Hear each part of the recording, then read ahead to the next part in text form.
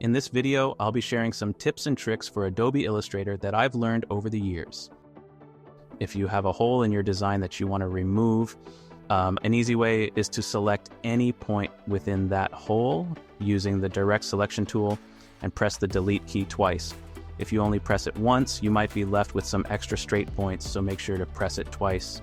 You can also select multiple points and holes at once and perform the same action to delete all those points. Sometimes you might encounter designs with imperfect corners, as you can see here. They often have numerous points, and fixing them individually can be time-consuming. Here's a more efficient method. Identify a point just before the messy area begins. Intersect it with another segment to create a cleaner design. Select the resulting shape and use the Unite function. In the Pathfinder tool, this will remove the extra bits. You can then select them and press delete twice, as mentioned in the previous tip. Now you have clear corner, and you can even round it if necessary. This technique also applies to interior corners. However, sometimes it leaves tiny holes, so remember to delete those as well. The next tip relates to something that has happened to me when trying to round the corners of a design. Using the direct selection tool, you can see that this leaf rounds nicely. However, when attempting the same for another one, I encounter a problem. The corner remains straight instead of becoming round. The solution I found for this issue is to initially move in the opposite direction until it reaches a point, and then proceed in the desired direction. This will result in a rounded corner, as it should be. Let's say you have a design from which you want to cut out a piece. For example, you want to make the bottom part straight by drawing a rectangle. You select both the design and the rectangle, and then use the minus front option in the Pathfinder tool to remove that part. However, what just happened? You're left with only an eye? This is a common issue for beginners, so let's undo that. The reason this happens is that we attempted to remove a shape from a group. As you can see, this monkey consists of multiple shapes within the group. To fix this, you can select the group and go to Object, then Compound Path, and choose Make. This will create a single shape from the group. Now, when you repeat the same steps, it works as it should. You can see it has created a new group with all the elements. Let's undo and show you a different method. Even if it's a group, you can use the direct selection tool to select the rectangle and the specific shape you want to cut, even if it's within the group. What this does is remove that particular shape from the group during the operation. If you have text and want to move or scale a specific letter, like X, without converting the text to outlines to keep it editable, there's a solution. Under the Type tool, you'll find the Touch Type tool. It instructs you to click on a character, so I'll click on X. Now I can scale it, rotate it, position it as I want, or even move it. This tool provides a high level of control while keeping the text editable. And you can also adjust the spacing between two letters by clicking between them and pressing Alt plus the right or left arrow key. This allows you to fine-tune the kerning for a pleasing appearance. As you can see, even if I change the font, I can maintain the same arrangement and edits. If you want to create a smooth zigzag path with the pen tool, it can be quite challenging to maintain consistency. However, there's an alternative approach.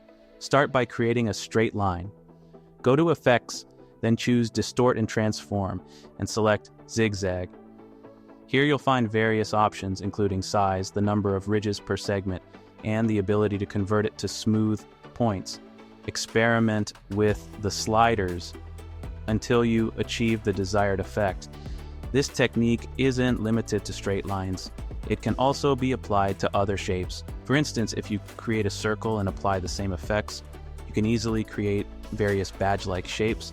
This method can be quite useful and time-saving. When you need to move shapes around with precision, using the mouse may not provide the accuracy you require. I prefer to use the arrow keys for precise movement, but by default, it might move too far compared to what I want.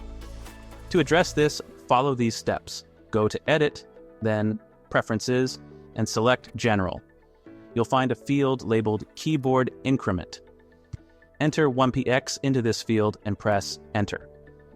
Now, when you use the arrow keys, the shapes will move only 1 pixel at a time, making it much easier to achieve precise control and arrange your shapes exactly how you want them. I have here a UFO attempting to abduct a cow, and I'm drawing a shape with the pen tool to represent the abduction beam. Now, I want to cut the shape of the cow from the beam. Here are the steps. Select the shape of the cow and ensure it's one single shape. If not, make it a compound path. Go to Object, then Path, and choose Offset Path. This allows you to offset the path with both positive and negative values. If needed, you can fine-tune it by using the up and down arrow keys. You can also change the joints, making them round if desired. Select the newly created path and then select the UFO beam. In the Pathfinder panel, depending on the layer order, you can choose either minus front, or if that's not the right one, use undo and select minus back. This results in a nice contour where the cow shape has been cut out. You can undo and move the shapes around before making the cut. For better visibility, you can go to View, select Outline, and see each path clearly.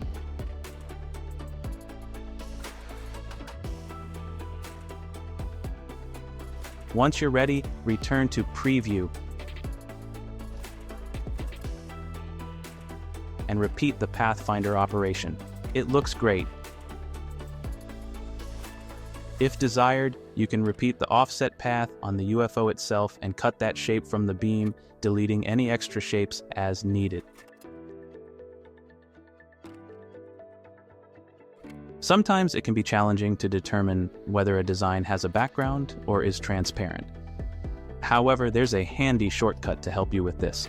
Press Ctrl plus Shift plus D, and it will bring up the transparency grid. This makes it easy to check what parts of your design are transparent and what parts are not. I have a document with a gray rectangle. When I select it and choose a green fill color instead of gray, then press OK, the result is still a gray rectangle. What the fill? Let's try another color. Maybe it doesn't like greens as it's not vegetable friendly. This time I get a darker gray. Now, let's create a new rectangle and make it red. Attempting to change the color of the first one again, still gray. So how can you fix this problem? Here's the solution. Go to Select, then All to choose all objects in the document. Next, navigate to Edit and select Edit Colors. Choose either Convert to CMYK or Convert to RGB, depending on your specific needs. Now, if we try to change the color, it works as it should. Let me know in the comments which tip was your favorite. Have a great day.